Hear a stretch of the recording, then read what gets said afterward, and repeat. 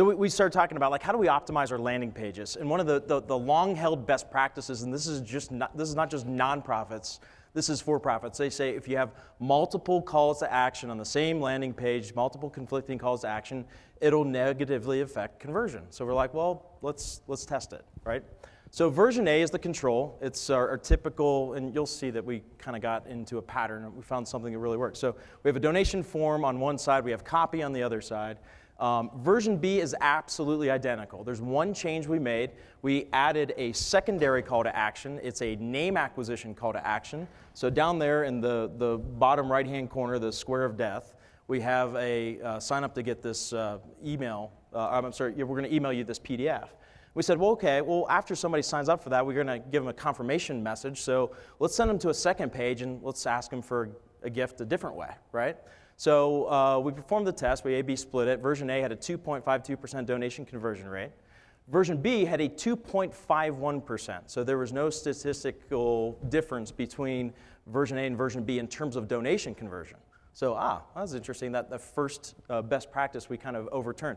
But then we also got 5% of people that said, I want to go for that PDF offer at the bottom. When we passed them through a second page, that confirmation page, it says, thank you, your PDF's in the mail. By the way, why don't you give a gift? We had a 14.16% donation conversion rate. Those two factors combined for a 25% increase in revenue. So we were able to overturn two things. Number one, we were able to discover in this instance here, having two calls to action actually helped us to improve revenue, not hurt it. And two, that after we give somebody a gift, I'm going to give them this free PDF for them to take a look at, then we enable them to, we ask them to give a gift and they're more predisposed to do so.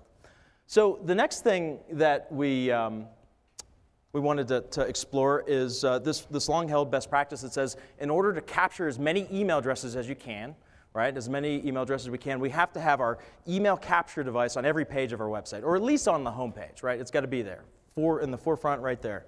We said, well, okay, well, what if we could take somebody and we can guide them through, as Flint says, a mental conversation that makes them more predisposed to want to sign up for whatever it is we're offering at the end of that mental conversation. So we created this little tongue-in-cheek, fun little game. And it's Operation Obamacare. So if you played the game Operation as a kid, so the idea here is Uncle Sam is sick, Obamacare is making him sick, you need to do this operation. And as they go through this experience, we're giving them an opportunity to answer questions, and then we give them a response. We give them reinforcement. Yes, you're correct. No, you're not. And here's the facts behind that. So they go through 4 or 5 of these different statements. And at the end, we're like, cool, you got 3 out of 6 correct. Isn't that great? But here's the thing. Obamacare is not a game. It's a very, very serious thing. And that's why we wrote this very, very serious paper. And we very seriously want to send it to you today, right? So we make our offer, our name acquisition offer at the end of that experience, the whole thing of walking across the stage like Flint did. So what we discovered is that we had 43% of the people that went through that entire quiz, that little game experience. So that was kind of cool. We had 19% of people that came to the web page, gave us their email address. So compared to our control, we were able to have a 282% increase in name acquisition conversion using this. Now, if we compare that to nonprofit industry benchmarks, which are really pretty sad, it was a 900% increase. So again, just guiding people through that mental conversation that makes them more predisposed to want to accept our offer was one of the ways that we're able to increase lift.